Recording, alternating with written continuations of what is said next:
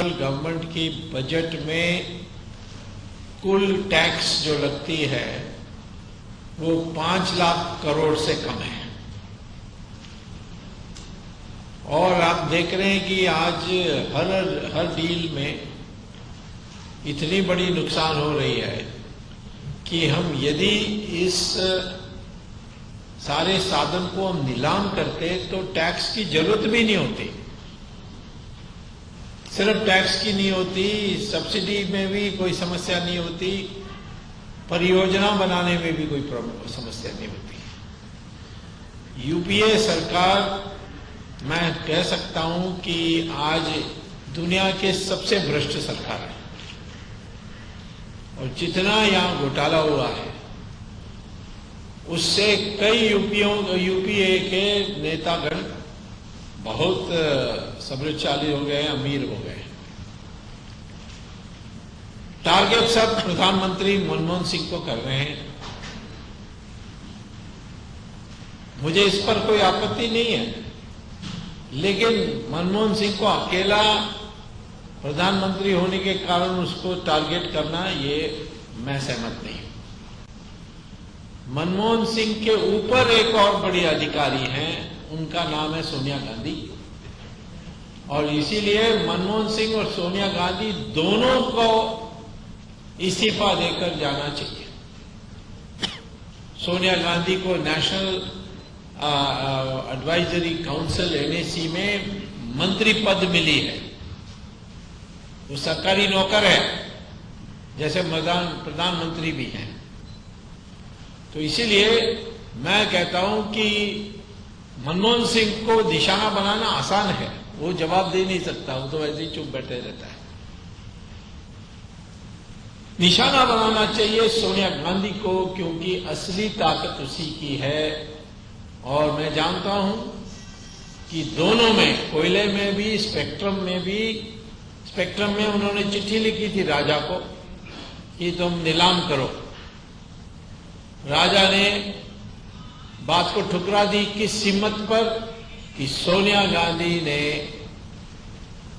राजा की रहनुमा बनने के कारण उसने ठुकराई। और सबसे बड़ा हिस्सा स्पेक्ट्रम की घोटाला में जो रिश्वत मिली है उसमें सोनिया गांधी को सबसे ज्यादा मिला। 60% जो रिश्वत की पैसा थी वो उसको मिली। आज सोनिया गांधी को दुनिया में चौथा नंबर अमीर राजनीतिज्ञ मानते हैं, लेकिन अब नंबर 2 हो गई, क्योंकि जो इसके पहले 2 थे, एक था गद्दाफी, वो मर गया, और दूसरा था वो इजिप्ट का मुबारक, वो तो जेल में चले गया, उसकी सारी संपत्ति की जब्त हो गई। तो इसीलिए आज नंबर 2 रैंक में है, और ये थोड़े दिन में नंबर 1 नहीं हो जाएगी। ये इतनी गरीब परिवार से आई कि इसको नौकरी करने के लिए लंदन में जाकर के नीच काम करना पड़ा। और आज हमारे देश की लूट करके दुनिया के नंबर 1 बनने वाली राजनीतिज्ञ हो गई अमीरी दृष्टि से। तो मैं ऑपोजिशन से भी ये कहता हूं कि सिर्फ मनमोहन सिंह का नाम लेने से ठीक नहीं है, सोनिया गांधी का नाम भी साथ ही साथ लेना चाहिए। मनमोहन सिंह का एक ही दोष है कि वो ये सारा होते हुए देखते रह गया, विवश हो गया। जैसे भीष्माचार्य द्रौपदी की वस्त्रहरण में देखते रह गए, विवशता के आधार पर। मैं मांग करता हूं कि इन सारे घोटालों पर कार्रवाई हो और उस कार्रवाई की देखरेख सुप्रीम कोर्ट को करनी चाहिए। यदि ये सरकार इस बात को नहीं मानी तो मैं जाकर सुप्रीम कोर्ट में केस डालूंगा, जैसे 2G में डाली थी, और सुप्रीम कोर्ट से कहूंगा कि सीबीआई आपके देखरेख में इस पर कार्रवाई करे और इन सब लोगों को जेल भेजना है। पहली बात यह है मुझे कहने का। दूसरी बात है कि पाकिस्तान की आईएसआई ने जाली नोट के आधार पर हमारे देश में बड़े पैमाने में उपद्रव पैदा करने के लिए प्रयास कर रही है। जो बेंगलोर में हुआ, जो बल्क एसएमएस भेजे गए थे, वो पाकिस्तान की आईएसआई के इशारा पर हुआ। जो बोडोलैंड के साथ मारकाट हुई असम में, वो भी पाकिस्तान से प्रभावित बांग्लादेशियों ने किया। पहला कदम भारत सरकार को उठाना है कि जो भी हिंदू पाकिस्तान और बांग्लादेश छोड़कर आया उसको तुरंत यहां रहने की अनुमति मिलनी चाहिए। भले उनको शरणार्थी घोषित करें ना करें वो महत्व नहीं है, परंतु उनको हमारे देश में रहने की अनुमति होनी चाहिए। और दुनिया में जहां भी हिंदू है वो हमारे देश में कभी भी आ सकते हैं, क्योंकि हिंदू निशाने पर है। क्रिश्चियन और मुस्लिम हिंदुस्तानी जो बाहर हैं उनको किसी ने निशाना नहीं बनाया, लेकिन हिंदुओं का हाल अनेक देशों में बुरा है। तो इसीलिए मैं चाहता हूं कि भारत ऐलान करें कि जो भी हिंदू कहीं भी है वो आखिर में कभी भी हिंदुस्तान आ सकता है। दूसरा है कि जब हमारी देश की विभाजन हुई और ब्रिटिश हाउस ऑफ पार्लियामेंट ने एक विधि पास कराई, इंडियन इंडिपेंडेंस एक्ट ऑफ 1947, जिसके आधार पर हिंदुस्तान से एक टुकड़ा निकाल करके पाकिस्तान बनाया गया। और उस समय अंग्रेजों ने कहा कि बहुत मुसलमान ऐसे हैं जो हिंदू के साथ रहने नहीं चाहते और उनकी सुरक्षा के लिए हम पाकिस्तान पैदा कर रहे हैं। जो आज पाकिस्तान और बांग्लादेश हो गई है, वो समय एक पाकिस्तान बनी थी। अब ये बनने के बाद मुसलमान, उस देश के मुसलमान हमारे देश में वापस आ गए हैं, यानी मुसलमान हिंदू के साथ रहने के लिए तैयार हो गए। पाकिस्तान का 1/3 हिस्सा, बांग्लादेश का 1/3 हिस्सा आज हिंदुस्तान में वापस आ गया है। तो हमें बांग्लादेश से कहना चाहिए अपने नागरिकों को वापस ले जाओ, वरना तुम्हारे देश के 1/3 हिस्सा जमीन हमें वापस लौटा दो। और यदि नहीं लौटाते तो हमें अपनी सेना को भेज करके 1/3 हिस्सा लेना चाहिए। उसका आसानी रास्ता होगा कि बंगाल और आसाम के बीच में जो बांग्लादेश है, उसके सिलेट से लेकर खुलना का एक लकीर खींचोगे तो उसका जो जमीन ऊपर का जमीन है वो 1/3 है। हम इसको अब बर्दाश्त नहीं कर सकते हैं। हमारे देश में बड़ा अन्याय हुआ है हिंदुओं के साथ। कश्मीर में 5 लाख हिंदुओं को भगाकर आज वो रेफ्यूजी कैंप में रह रहे हैं। बोडोलैंड में वहां हिंदू भक्त बोडो जनता के साथ अन्याय हुआ है। और हम तो कहीं भी नहीं पसंद करेंगे कि किसी के साथ हो, मुसलमान के साथ भी नरसंहार नहीं होना चाहिए, पर तो हिंदू के साथ हूं हम चुप रहें, क्योंकि राजनीतिक दृष्टि से वो लाभदायक नहीं है। ये मैं समझता हूं कि बड़ा बुरा डेवलपमेंट है, उसको ठीक करने के लिए मैंने ये कहा। अब जो सवाल आप पूछने चाहेंगे हम जवाब देने के तैयार हैं। आपने तो सीए ने कि ऐसा अगर होता तो ऐसा होता, ऐसे दूजी में भी हुआ, ऐसे इसमें भी हुआ, तो अपने से कि सीए जी ने जो बोला वही सही और उसी प्रकार से होना चाहिए था। देखिए, सीएजी की रिपोर्ट आप पढ़ोगे तो उसमें यह है कि सरकार ने जैसे कोल का ब्लॉक्स थे, माइनिंग का, उन्होंने जिस क्राइटेरिया में किसको दिया और किस दाम पर दिया, या एयरपोर्ट के लिए जो लाखों यानी हजारों एकड़ जमीन दी गई, किस दाम पर दिया, उसका दाम कितना था और किस दाम पर दिया। नीलाम होने का जो रास्ता थी, व्यवस्था थी, उसको क्यों नहीं अपनाया। ये सब तो जांच का विषय है। सीएजी ने यह नहीं कहा कि अगर ऐसा होगा तो वैसा, अगर वैसा होगा। उन्होंने कहा कि नीति बनी है कि नीलाम होनी चाहिए।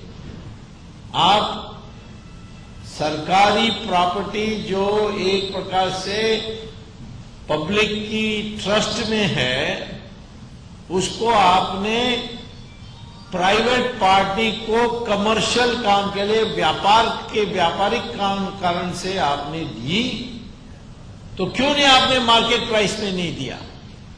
क्यों आपने जिनको पसंद किया उनको दिया? 2G में भी तो यही प्रॉब्लम था। आपने 2001 के स्पेक्ट्रम दाम पर चुने हुए लोगों को फर्स्ट कम फर्स्ट सर्व के नाम पर दे दी। क्यों नहीं नीलाम किया? क्यों नहीं आपने 2008 के दाम नहीं थे किया? लाइसेंस कैंसिल हो गए, नीलाम होने वाली है। अब सरकार कहती है 7 लाख करोड़ रुपए की रेवेन्यू आने वाली है। यानी सीएजी का 1.976 लाख करोड़ भी अंडर एस्टिमेट है। अब कपिल सिब्बल से पूछना चाहिए, भाई तुम जीरो कह रहे थे, क्या तुम्हारी मजबूरी थी कि तुम जीरो से आगे आप गिन नहीं सकते थे, इसीलिए आपने जीरो कहा? नहीं तो आज क्या है, वो टेलीकॉम मंत्रालय उनके पास है, वो टेलीकॉम मंत्रालय के बयान आई है कि 7 लाख करोड़ रुपए नए नीलाम से हम एक्सपेक्ट कर रहे हैं। तो मैं ये कहता हूं कि ये सीएजी रिपोर्ट आधार है।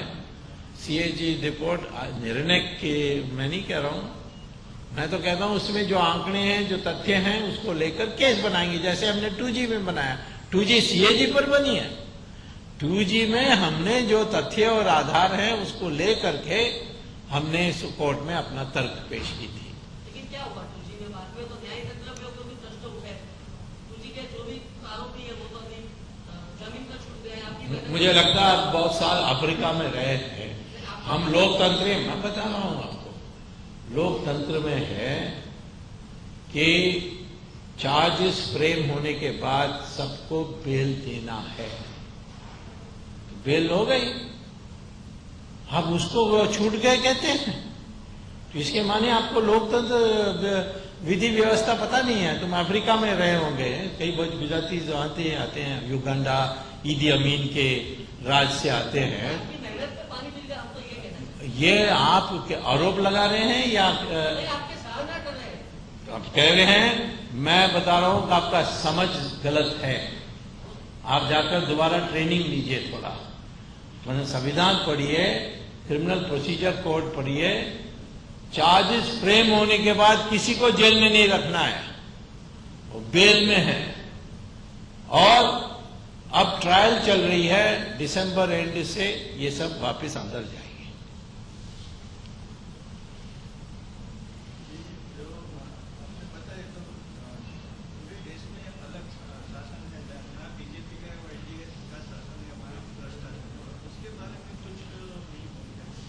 मैं इसलिए नहीं बोलता हूं क्योंकि मुझे तनख्वाह आप नहीं देते हैं ये भ्रष्टाचार का यानी मुकाबला करने के लिए। कांग्रेस को कौन रोक रहा है? कांग्रेस के पास सीबीआई है, कांग्रेस के पास एनफोर्समेंट डायरेक्टरेट है, सबको तनख्वाह मिल रही है। मैं अकेला सबका करूंगा? ये तो बड़ा विचित्र है। तो सरकार मुझे दे दो, मैं कर दूंगा, जहां भी मुझे आरोप मिलेगी। ये तो बड़ी, सरकार अपने ऊपर नहीं करेगी ये मैं जानता हूं, इसीलिए मैं कर रहा हूं। आप मानते हैं कि आप विपक्ष का काम कर रहे हैं, जो बीजेपी और एनडीए इसको विरोध उठाना? मैं कहा विपक्ष के काम कर रहा हूं, मैं तो देश का काम कर रहा हूं। मैं कहता हूं कि कांग्रेस अपने ऊपर केस नहीं डालेगी, इसीलिए मैं केस डाल रहा हूं। कांग्रेस को कोई नहीं रोक रहा बीजेपी पर केस डालने के लिए। स्पेक्ट्रम में जब बात चल रही थी तो वो एडवोकेट अटॉर्नी जनरल ने कहा कि स्वामी क्यों नहीं एनडीए के बारे कहते हैं। मैंने कहा तुम क्या हो, अब मैं विरोध नहीं करूंगा। उन्होंने कहा पूछताछ हुई अरुण शौरी की, पूछताछ हुई जसवंत सिंह की, और क्या सीबीआई ने कहा है क्लीन चिट, ये अखबार में आया ना। तो फिर मैं कहां रोक रहा हूं? सर आप देश का काम कर रहे हैं। मैं देश का काम कर रहा हूं, परंतु मेरे पास कोई साधन नहीं है, मैं अकेला हूं। मेरे पास सीबीआई मुझे सौंप दो, मैं कल बीजेपी पर भी केस डाल तो दूंगा। आपके साथ रामदेव और अन्ना भी हो सकते हैं, अगर ये भी देश का काम करते हैं। मैं अन्ना तो हो सकते हैं, परंतु अन्ना टीम अन्ना नहीं हो सकती, ये सब नक्सलाइट लोग हैं, मैं नहीं उनके साथ रह सकता।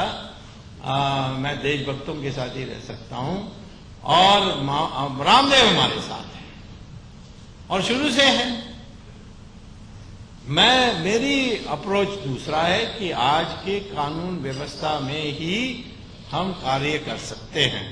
अन्ना के टीम का कहना है जब तक जन लोकपाल बिल नहीं बनेगी पार्लियामेंट में तब तक कुछ नहीं हो सकता। ये मैं सहमत नहीं हूं इससे।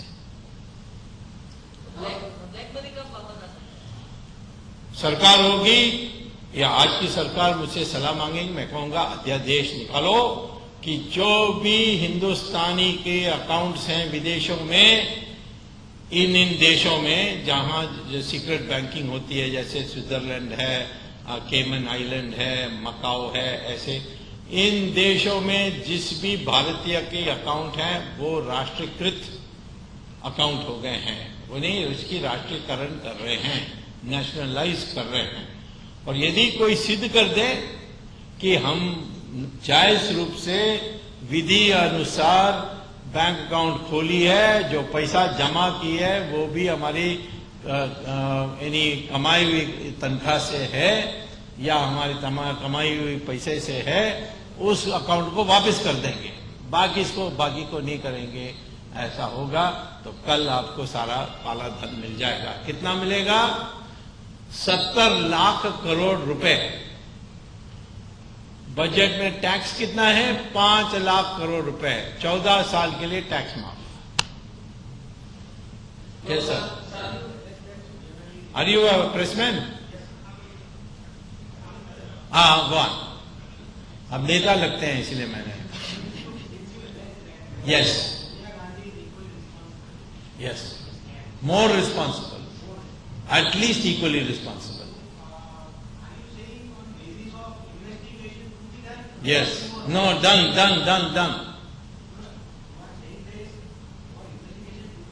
Yes. I have, without evidence I never talk. Why should I? I will tell the court, who are you to ask me for evidence? The court I will give. When I go to the court, I will give.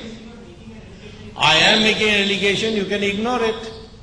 I am telling you on the basis of the fact that I have a track record that all my allegations have been finally proved to be right. I have not made one allegation which has been proved to be wrong. But I am giving you a preview that Sonia Gandhi is corrupt and has a hand in every deal in our country.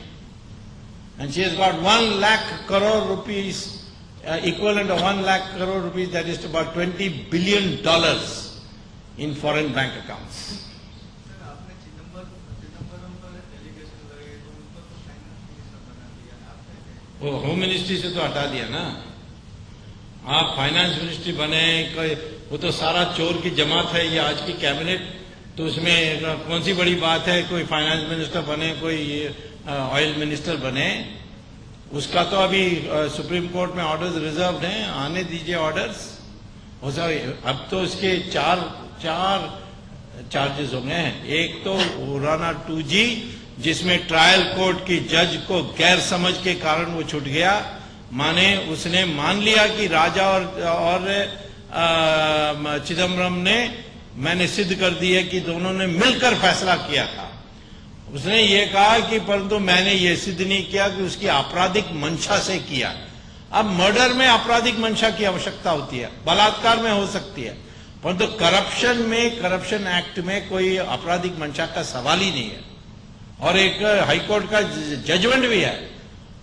अब पता नहीं ये जज को ये कैसा नहीं पता लगा, तो मैं सुप्रीम कोर्ट में गया, बहस की, ऑर्डर्स रिजर्व हैं, जज इन दिनों में स्वास्थ्य अच्छा नहीं है, परंतु 27 तारीख से शुरू होगा, उस दिन के बाद आएगी। तो पहला केस ये। दूसरा केस एयरसेल मैक्सिस डील, जो एक इंडियन कंपनी को मलेशियन कंपनी को बेचने के लिए मजबूर किया, वो डील आज सीबीआई ने एफआईआर रजिस्टर किया, परंतु सिर्फ मारन का नाम लिया। मैंने कहा चिदम्बरम का भी नाम जोड़िए, क्योंकि फॉरेन इन्वेस्टमेंट प्रमोशन बोर्ड की उस समय फाइनेंस मिनिस्टर के रूप में वो अध्यक्ष था और उसने उसकी अनुमति दी थी जब वो नाजायज था। तो उसका भी नाम रखने के लिए मेरा बहस सुप्रीम कोर्ट में 27 को होगी। और तीसरा है कि 42 युवकों को 25 साल पहले मीरठ के एक इलाका हाशिमपुरा इलाका में वहां के सशस्त्र पुलिस प्रोविंशियल कांस्टेबलरी पीएसी ने जाकर ट्रक से उस मोहल्ला से 42 लड़कों को उठा करके ले गए एक नहर के किनारे में 20 किलोमीटर दूर में, और फिर एक एक युवक को उतारा और गोली से उनको मारा। और ये चिदम्बरम का हुक्म पर हुआ। ये केस भी 30,000 में मैं दर्ज कर रहा हूं। चौथा, श्रीलंका में प्रभाकरन को श्रीलंका के फौज ने घेरने के बाद चिदम्बरम ने अपने दूत को भेजा और प्रभाकरन को कहा कि ये दस्तखत कर दो कि मैं पृथकवादी नहीं हूं और हम आपको हमारे बोट में, हमारी नेवी में आपको उठा के ले जाएंगे और सुरक्षित जगह में रखेंगे। ये एक आतंकवादी संगठन को मदद करना ये अपराध है। ये चौथा केस है जब मुझे टाइम मिलेगा। आसाम के बारे में ये बांग्लादेशियों ने किया है।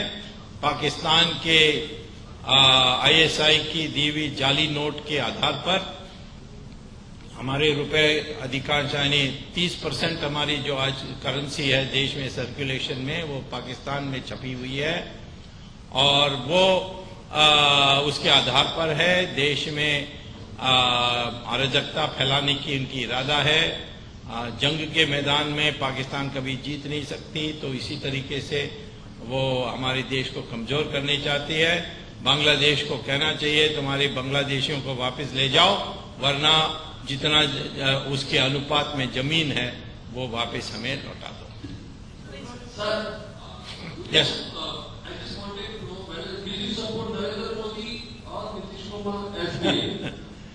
I am in the NDA. I am in the NDA. There is no proposal come so far. How I can say who to support? So am I also.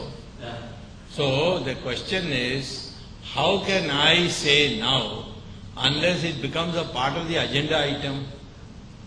Is it any proposal at all? There is no election also nearby. देखो हम पत्रकार नहीं हैं जो अगर की बात करेंगे। हम तो तब कहेंगे जब तो मेरे सामने कुछ है। मेरे सामने तो कुछ है ही नहीं। नरेंद्र मोदी मेरा मित्र है। नरेंद्र मोदी के साथ बड़ा अन्याय हुआ, उनके ऊपर आरोप सब झूठे हैं और मैं कहता हूं कि उसके आरोप जो लगी हुई है वो कुछ भी नहीं है। जो आप सिखों के साथ हुई है दिल्ली में, जो मीरठ में हाशिमपुरा का नरसंहार हुआ है, इस सबको देख लीजिए, उस पर कोई नहीं बात करता है। ऐसे उसका और सब चाहते हैं कि हम वो गोधरा में कितना 55 महिला और 59 महिलाओं और बच्चों की जला दी गई। वो तो सब जानते हैं कि किसने किया, वो तो वहां के जो आतंकवादी मुसलमानों ने किया। उसके बाद भूलना है मुझे। पर ये यहाँ कोई वो पुलिस थाना में अपना कोई मिनिस्टर को भेजा, ये कोई आया? ये तो मजाक हो गया है। Me, there is no question of my supporting. There is no question. There is no vote coming. कहाँ है वोट? जब वोट आने दीजिए तब पूछिए।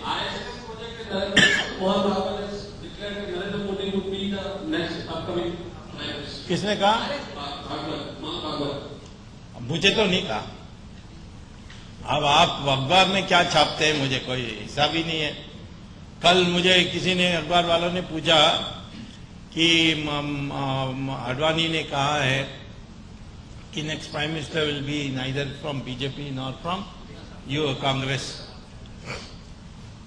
आप अडवाणी से सहमत है? मैंने कहा मैं तो अडवाणी से हर समय सहमत होता हूं, परंतु ये तो कहा नहीं उन्होंने। उन्होंने कहा कि अनेक संभावना में ये भी एक संभावना है। तो टीवी में स्क्रॉल क्या किया, Swamy supports Advani, next prime minister should not be from BJP. So what is the future of NDA? It is growing every day. It is अभी इंडिया टुडे का पोल देख लो, जो अखबार जो मैगजीन हमारे पक्ष में नहीं है, वो भी कहता है हम आगे हैं।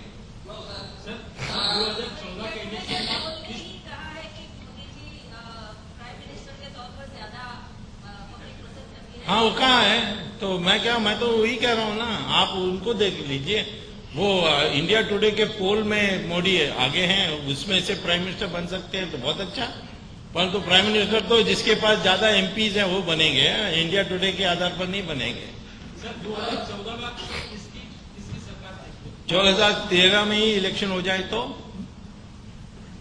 किसकी सरकार आएगी? सरकार तो एनडीए की आ रही है, उसमें कोई मुझे दो आधार तो कीजिए सर, पूरे आधार क्या है सर? इसका आधार क्या है? आधार है मैं पीएचडी हूं, ज्ञानी हूं, दुनिया के देश भर का भ्रमण करता हूं, उसके आधार पर मैं इस निष्कर्ष में पहुंचा हूं। मैं सिर्फ सूरत में नहीं रहता हूं। हाँ, सेंट्रल गवर्नमेंट कॉर्पोरेट स्कैम कर रही है, लेकिन इसके सामने आम आदमी के लिए जो जरूरी चीजें जैसे कि गैस, डीजल, पेट्रोल, तो उसके लिए कुछ ना कुछ नए रिस्ट्रिक्शन ला रही है, उसके बारे में आप क्या कहना चाहेंगे? ये तो इस सरकार की दिवालियापन, विचारों का दिवालियापन दिखाई पड़ रहा है।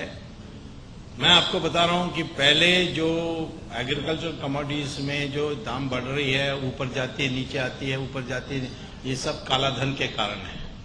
ये इन्होंने एक गलत नीति अपनाई है कि forward trading in food grains and agriculture products.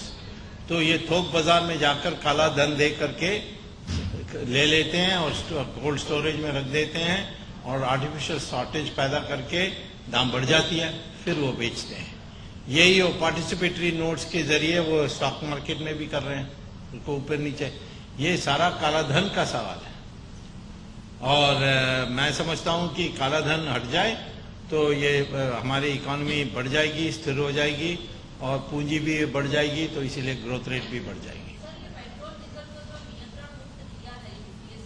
हाँ, नहीं, मैं कहता हूं उसमें नियंत्रण मुक्त करने में कोई इतराज नहीं है। टैक्सेस को कम करो।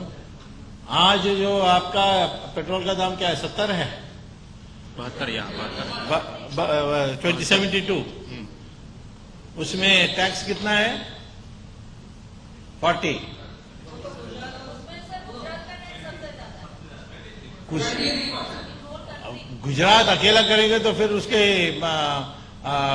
लोग सोचेंगे कि जब सरकार से केंद्र करने के लिए तैयार नहीं है तो ये गुजरात के ऊपर क्यों आप बोझा डाल रहे हैं? गुजरात को भी एक साथ सब करें। मैं कहता हूं कि सेंट्रल कर दें तो गुजरात भी कर देगा। कितना दिया है? 2 रुपया, वो तो आपको आंख पोंछने के लिए दिया है। ये कोई मैं 2 रुपया से आप संतुष्ट हो जाएंगे तो मैं नरेंद्र मोदी को कहता हूँ 2 रुपया कम कर दो। वो मैं नहीं जानता, मैं पता करता हूं, परंतु मैं आपको यही कहता हूं कि ये उसको जो फ्री मार्केट कर दिया है वो भी किया नहीं है, वो आपको ऐसे गुमराह करने के लिए बोल रहे हैं। ये ऑयल कंपनी सरकार के हाथ में है और किसी सरकारी ऑफिसर को हिम्मत है यदि सरकार कहे कि दाम मत बढ़ाओ, हाँ, तो इसीलिए वो ऐसे ही बोल देते हैं। Yes sir.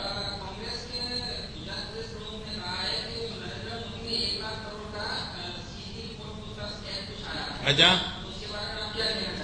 कांग्रेस वाले क्यों केस नहीं डाल रहे हैं? सीएजी रिपोर्ट पर कांग्रेस आगे क्यों नहीं बढ़ रही है? ये कोई रेडियो कमेंटेटर है, क्रिकेट मैच देख रहे हैं कि बॉल आया, वो सहवाग ने सिक्सर मार दिया। ये कोई काम है का पॉलिटिशियन का? सीएजी रिपोर्ट आई है, ऐसा है तो केस डालो, सीबीआई को लिख दो, केंद्र सरकार को लिख दो, मोदी को भी लिख दो कि आप इसका जवाब दीजिए। वो कुछ नहीं करते, कांग्रेस वाले भ्रष्टाचार के बारे में बोलने वाले महाभ्रष्ट लोग, क्या है ये? तो हास्यास्पद है। देश का इतिहास, कांग्रेस की ज्यादा सरकार, बाद में एनडीए बीजेपी की सरकार, बीच की छठवीं की सरकार आई, इंक्लूडिंग लोक जनता पार्टी, मोरारजी काका, चरण सिंह जी, विपिन सिंह जी। मोरारजी काका के कारण आज आपको बोलने की आजादी है, ये मत बोलना है। अब नहीं आते तो आप जेल में होते आज। ये कहना चाहता हूँ कि वो क्यों निष्फल रहे प्रयोग, कितने उनकी मुदत कितनी शॉर्ट की हुई, ये प्रयोग क्यों सफल नहीं? अब पिछले बार नहीं हुआ तो आगे लंबा नहीं होगा, ऐसा नहीं मान सकते आप। वैसे एनडीए तो 6 साल रही ना, इसके अलावा क्यों?